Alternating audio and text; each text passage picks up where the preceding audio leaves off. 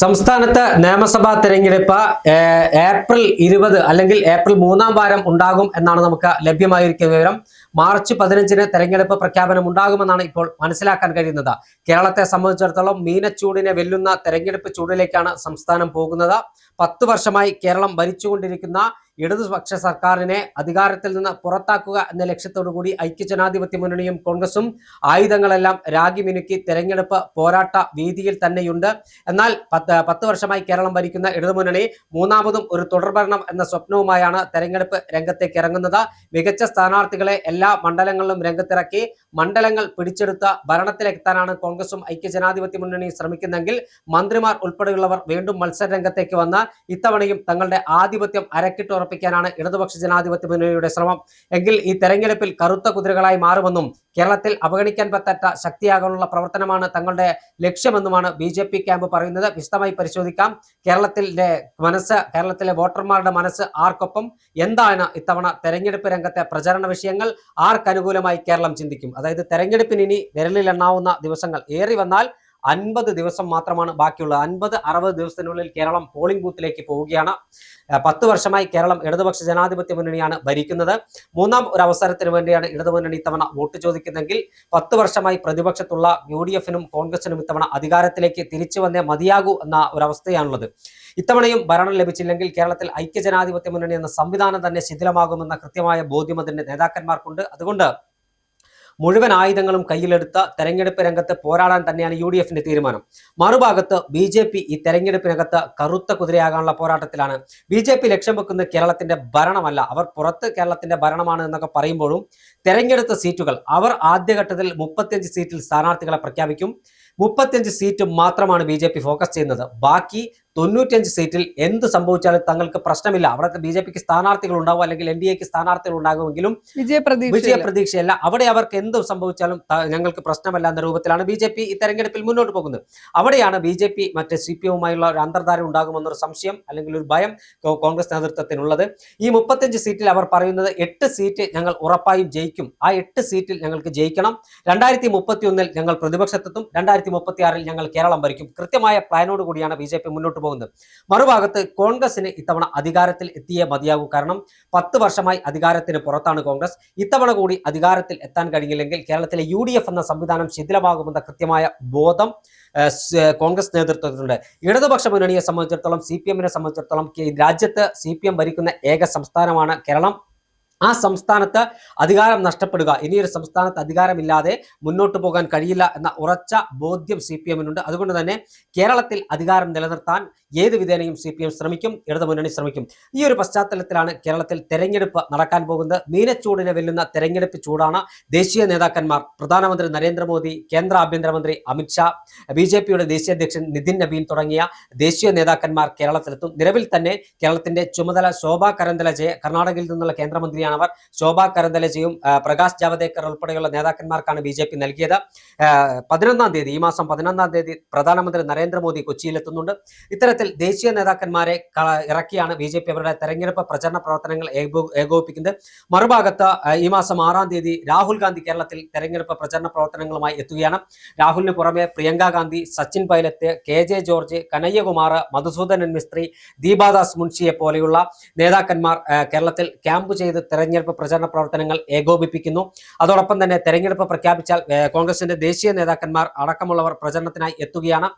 CPM-നെ സംബന്ധിച്ചിടത്തോളം CPM-ന്റെയും ദേശീയ നേതാക്കന്മാർ ഉൾപ്പെടെയുള്ളവർ, അവരുടെ പോളിറ്റ് ബ്യൂറോ മെമ്പർമാർ, പോളിറ്റ് ബ്യൂറോ സെക്രട്ടറി ഇപ്പോൾ മലയാളിയാണ്, ദേശീയ സെക്രട്ടറി മലയാളിയാണ്, MA ബേബിയാണ്. അത്തരത്തിൽ എല്ലാവരും 3 മുന്നണികളുടെയും പ്രധാനപ്പെട്ട നേതാക്കന്മാരെല്ലാം തെരഞ്ഞെടുപ്പ് പ്രചരണത്തിനെത്തും. CPI-ക്ക് വേണ്ടി ആനി രാജയെ പോലെയുള്ള ദേശീയ തലത്തിൽ ശ്രദ്ധിക്കപ്പെടുന്ന വനിതാ നേതാവ് തെരഞ്ഞെടുപ്പ് ക്യാമ്പയിനുമായി കേരളത്തിലേക്ക് വരുന്നു. അത്തരത്തിൽ വലിയ പ്രതീക്ഷയോടുകൂടി 3 മുന്നണികളും തെരഞ്ഞെടുപ്പിൽ നേരിടുമ്പോൾ കേരളത്തിൽ ഭരിക്കാൻ ഇടതുപക്ഷ മുന്നണിയും ഐക്യജനാധിപത്യ മുന്നണിയും പോരാടുമ്പോൾ കേരളത്തിൽ ഒരു കറുത്ത കുതിരയാവാൻ NDA കൂടി കളം നിറയുകയാണ്. NDA സംബന്ധിച്ചിടത്തോളം ഇത്തവണ 2020-യെ കൂടി അവരുടെ ക്യാമ്പിലേക്ക് എത്തിക്കാൻ കഴിഞ്ഞത് അവർക്ക് വലിയ ആത്മവിശ്വാസം പകരുന്ന ഒരു കാര്യമാണ്. കാരണം വിപുലമായ അടിത്തറ എറണാകുളം ജില്ലയിലെ നിയോജക മണ്ഡലങ്ങളിൽ കുന്നത്തുനാട്, തൃപ്പൂണിത്തുറ, പെരുമ്പാവൂര്, മൂവാറ്റുപുഴ, അതോടൊപ്പം തന്നെ ആലുവ, വൈപ്പിൻ തുടങ്ങിയ മണ്ഡലങ്ങളിൽ ബേസ് വോട്ടുള്ള പാർട്ടിയാണ് 2020 എന്ന കാര്യത്തിൽ ഒരു തർക്കവുമില്ല. അതുകൊണ്ട് തന്നെ 2020 NDAയിലേക്ക് കടന്നു വന്ന NDAയെ സംബന്ധിച്ചിടത്തോളം BJPയെ സംബന്ധിച്ചിടത്തോളം വലിയ ആശ്വാസമുള്ള കാര്യമാണ്. ഈ ഒരു പശ്ചാത്തലത്തിൽ കേരളത്തിന്റെ മണ്ണിൽ തെരഞ്ഞെടുപ്പ് പ്രചരണ വിഷയങ്ങളിൽ വിവിധ കാര്യങ്ങൾ ചർച്ചാ വിഷയമാകും. സംസ്ഥാന സർക്കാരുമായി ബന്ധപ്പെട്ട വിഷയങ്ങൾ പ്രതിപക്ഷം ഉയർത്തിക്കൊണ്ടുവരും. 10 വർഷത്തെ സംസ്ഥാനത്തിന്റെ വികസനമില്ലായ്മ, വികസന മുരടിപ്പ്, ക്രമസമാധാന നില തകർന്ന ഉൾപ്പെടെയുള്ള കാര്യങ്ങളാണ് പ്രതിപക്ഷം ചൂണ്ടിക്കാണുന്നെങ്കിൽ 10 വർഷത്തെ കേരളത്തിലെ വികസന പ്രവർത്തനങ്ങളുടെ തുടർച്ചയ്ക്കായി, നവകേരള സൃഷ്ടിക്കായി നമുക്ക് ഒരുമിക്കാമെന്ന മുദ്രാവാക്യമൂർത്തിയാണ് ഇടതുപക്ഷ ജനാധിപത്യ മുന്നണി ഈ തെരഞ്ഞെടുപ്പിൽ വോട്ട് ചോദിക്കുന്നത്. ഇടതു വലതു മുന്നണികളുടെ വർഗീയ പ്രീണന രാഷ്ട്രീയത്തിനെതിരെ തങ്ങൾക്കൊരു അവസരം തരണമെന്നാണ് BJPയുടെ മുദ്രാവാക്യം. മാറാത്തത് മാറുമെന്ന മുദ്രാവാക്യമൂർത്തിയാണ് BJP തെരഞ്ഞെടുപ്പിനെ നേരിടുന്നത്. എന്തായാലും 3 മുന്നണികളും ഈ തെരഞ്ഞെടുപ്പിനെ നേരിടുമ്പോൾ നേരിയ മുൻതൂക്കം കോൺഗ്രസിനാണ് എന്ന് രാഷ്ട്രീയ നിരീക്ഷകർ പറയുന്നു. 2024 ലോക്സഭാ തെരഞ്ഞെടുപ്പിൽ നേടിയ മിന്നും വിജയം, 2025 തദ്ദേശ സ്വയംഭരണ സ്ഥാപനങ്ങളിലേക്ക് നേടിയ വിജയം, ഇതെല്ലാം തന്നെയാണ് കോൺഗ്രസിന് മുൻതൂക്കം കൽപ്പിക്കുന്നത്. ഏത് തരത്തിലായിരിക്കും ഈ തെരഞ്ഞെടുപ്പ് കോൺഗ്രസിനെ സംബന്ധിച്ചിടത്തോളം ഒരു മുൻതൂക്കം ഉണ്ടായിരിക്കുന്നത്? നിലവിലെ സാഹചര്യത്തിൽ കോൺഗ്രസിന് അനുകൂലമാണ് കേരളത്തിന്റെ ട്രെൻഡ്. ഇപ്പൊ കഴിഞ്ഞ തദ്ദേശ സ്വയംഭരണ സ്ഥാപനങ്ങളിലേക്ക് നടന്ന തെരഞ്ഞെടുപ്പ് സെമി ഫൈനലായി കണക്കാക്കിയാൽ പോലും കോൺഗ്രസിന് തന്നെയാണ് മുൻതൂക്കം. അതിലൊന്നും ഒരു സംശയവുമില്ല. ഈ പറയുന്ന 3ാമത് അധികാരത്തിലെത്തുക എന്നതാണ് ഇടതുമുന്നണിയുടെ ലക്ഷ്യം. പക്ഷെ അവരെ വെട്ടിലാക്കുന്ന ഒരുപാട് കാര്യങ്ങളുണ്ട്. അവർ പുതിയ പരീക്ഷണത്തിന് ഒരുങ്ങുകയാണ്. ഇതുവരെ ഉണ്ടായിരുന്ന രീതിയിൽ നിന്ന് മാറിക്കൊണ്ട് പുതിയ സ്ഥാനാർത്ഥികളെ പോലും പുതിയ ആളുകളെ കൊണ്ടുവരുന്ന ഒരു പുതിയ പരീക്ഷണത്തിന് ഒരുങ്ങുന്നത് 3ാമത് അധികാരത്തിലെത്തുക, അല്ലെങ്കിൽ ഇനിയും ഒരു തുടർച്ചയാണ് അവർ ആഗ്രഹിക്കുന്നത്. അതിനുവേണ്ടി തന്നെയാണ് ശ്രമിച്ചുകൊണ്ടിരിക്കുന്നത്. അങ്ങനെ ആകുമ്പോൾ പോലും ശബരിമല സ്വർണ്ണക്കൊള്ളയും PM ശ്രീയിൽ ഒപ്പുവെച്ചത് ഉൾപ്പെടെയുള്ള പല വിഷയങ്ങൾ കേരള പൊതുസമൂഹത്തിന്റെ മുന്നിലുണ്ട്. അതിനെല്ലാം മറികടക്കാൻ CPM-നും CPI-ക്കും അല്ലെങ്കിൽ ഇടതുമുന്നണിക്ക് കഴിയണം. അത് കഴിയുമോ എന്നൊരു ചോദ്യമുണ്ട്. അതുപോലെ തന്നെ CPM BJP അന്തർധാര, ആദ്യമൊക്കെ രാഷ്ട്രീയ കേരളം എപ്പോഴും പറയുന്നതായിരുന്നു CPM BJP അന്തർധാര. തെരഞ്ഞെടുപ്പിനോട് അടുക്കുമ്പോൾ അത് യാഥാർത്ഥ്യമാണ് എന്നുള്ള രീതിയിലേക്ക് പോകുന്നതും 2 മുന്നണിക്കും തിരിച്ചടിയാകാനുള്ള സാധ്യത കൂടുതലാണ്. അതെല്ലാം വോട്ടാക്കി മാറ്റാൻ കോൺഗ്രസിനും UDF-നും കഴിയും. ഞാൻ വിശ്വസിക്കുന്നത് UDF-ന്റെ അകത്ത് പടലപ്പിണക്കങ്ങളില്ലാതെ തദ്ദേശ സ്ഥാപനങ്ങളിലേക്ക് നടന്ന തെരഞ്ഞെടുപ്പിനെ നേരിട്ട് അതേ രീതിയിൽ ഐക്യത്തോടെ ഒരുമയോടെ നിന്നാൽ ഈ തെരഞ്ഞെടുപ്പ് കോൺഗ്രസിനും UDF-നും ഈസി തെരഞ്ഞെടുപ്പാണ്. ഒരു പ്രശ്നവും ഉണ്ടാകില്ല. ഇവർ അധികം ഹാർഡ് വർക്ക് ചെയ്തില്ലെങ്കിൽ പോലും ഇവർക്ക് അനുകൂലമായ ഒരു വിധി ഉണ്ടാകും. പക്ഷെ ഇതിന്റെ അകത്ത് പടലപ്പിണക്കങ്ങളോ പഴയ രീതിയിലുള്ള ഐക്യമില്ലായ്മയോ വന്നു കഴിഞ്ഞാൽ ഐക്യ ജനാധിപത്യ മുന്നണി പരാജയപ്പെടുന്ന കാര്യത്തിൽ യാതൊരു സംശയവുമില്ല. ഐക്യ ജനാധിപത്യ മുന്നണി വിജയിക്കണമെങ്കിൽ ഐക്യത്തോടു കൂടി തന്നെ മുന്നോട്ട് പോകണം. അത് ഏകദേശം കോൺഗ്രസിനും UDF-നും കേരളത്തിലെ പൊതുജനങ്ങൾക്കും അറിയാവുന്ന കാര്യമാണ്. ഈ തെരഞ്ഞെടുപ്പോട് കൂടി മനസ്സിലായിട്ടുണ്ടല്ലോ എന്തായാലും തദ്ദേശ സ്ഥാപനങ്ങളിലേക്കുള്ള തെരഞ്ഞെടുപ്പിന്റെ ഫലം വന്നതോടുകൂടി. പിന്നെയുള്ളത് BJP ആണ്. BJP പറയുന്നത്, ചേട്ടൻ പറഞ്ഞ പോലെ 35 സീറ്റ്. ഒരിക്കലും കേരളത്തിന്റെ ഒരു ട്രെൻഡ് അനുസരിച്ച് അല്ലെങ്കിൽ കേരളത്തിന്റെ നിലവിലെ രാഷ്ട്രീയ സാഹചര്യം അനുസരിച്ച് 35 സീറ്റ് ഒന്നും ഈ തെരഞ്ഞെടുപ്പിൽ എന്തായാലും BJP കിട്ടാനുള്ള സാധ്യതയില്ല. കാരണം അത്രത്തോളം ഒന്നും BJP വളർന്നിട്ടില്ല. കേരളത്തിൽ അല്ലെങ്കിൽ തിരുവനന്തപുരം കോർപ്പറേഷൻ പിടിച്ചത് ആത്മവിശ്വാസമായി കണക്ക് കൂട്ടുമ്പോഴും അവരുടെ വോട്ട് ശതമാനത്തിൽ വലിയ കുറവ് സംഭവിച്ചിട്ടുണ്ട്. ഈ പറയുന്ന CPM BJP അന്തർധാര ഉണ്ടാവുകയാണെങ്കിൽ മാത്രമാണ് BJPക്ക് ഏതെങ്കിലുമൊക്കെ മണ്ഡലങ്ങൾ പിടിക്കാൻ കഴിയുക. അതൊരിക്കലും 35 സീറ്റ് എന്നുള്ളത് അവരുടെ ആഗ്രഹം മാത്രമാണ്. നിലവിലെ 2026 ലോക്സഭാ തെരഞ്ഞെടുപ്പിൽ 35 സീറ്റിലെ 10 സീറ്റിലേക്ക് എത്താൻ പോലും വളരെ ബുദ്ധിമുട്ടേണ്ടി വരും. 5 സീറ്റിനകത്തൊക്കെ ആയിരിക്കും കിട്ടിയാലും BJP കിട്ടാൻ പോകുന്ന സീറ്റുകൾ. അതുകൊണ്ട് കോൺഗ്രസിന് അനുകൂലം അല്ലെങ്കിൽ UDF-ന് അനുകൂലമാണ് ഈ തെരഞ്ഞെടുപ്പ്.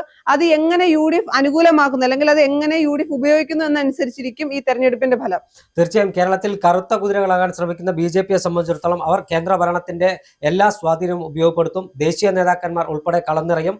പ്രധാനമന്ത്രി നരേന്ദ്രമോദിയും അതോടൊപ്പം തന്നെ അമിത്ഷായും അടക്കമുള്ള ദേശീയ നേതാക്കന്മാർ കേരളത്തിലെത്തി പ്രചരണം. അവർ BJP ലക്ഷ്യമിടുന്നത് ഈ തെരഞ്ഞെടുപ്പിൽ കേരളത്തിൽ ഒരു നിർണായക ശക്തിയാകുക എന്നതല്ല, 2031 പ്രതിപക്ഷത്തേക്ക് വരിക, 2036 കേരളം പിടിക്കുക എന്ന വലിയ ലക്ഷ്യം മുൻനിർത്തിയാണ് BJP തെരഞ്ഞെടുപ്പിനെ നേരിടുന്നത്.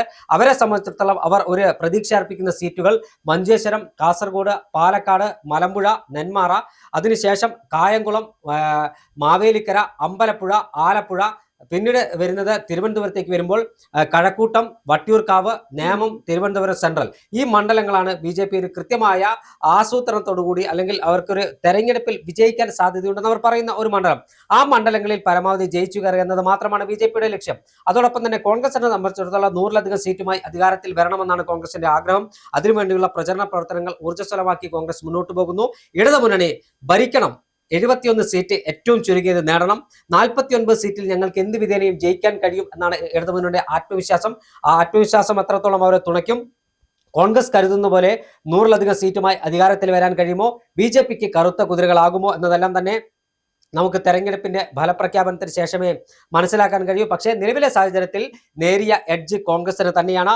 തമ്മിലടിയും തൊഴുത്തിൽ കുത്തുമില്ലാതെ മികവാർന്ന രൂപത്തിൽ സ്ഥാനാർത്ഥി നിർണ്ണയം പൂർത്തിയാക്കിയാൽ ഈ എഡ്ജ് കോൺഗ്രസിന് അനുകൂലമായി മാറ്റാൻ കഴിയും. അത് മാറ്റാനുള്ള പ്രവർത്തനം കോൺഗ്രസ് നേതാക്കന്മാർ ഏകോപിപ്പിച്ചാൽ മാത്രം മതി. അല്ലെങ്കിൽ വീണ്ടും CPM-ന്റെ കൈകളിലേക്ക് ഭരണമെത്തും. അത് എത്തുന്നുണ്ടെങ്കിൽ അതിന്റെ ഒരു കാരണം കോൺഗ്രസ് ഐക്യമുന്നണിയിലെ ഐക്യമില്ലായ്മ തന്നെയായിരിക്കുമെന്ന തിരിച്ചറിവ് കോൺഗ്രസ് നേതൃത്വത്തിനുണ്ടായാൽ മതി.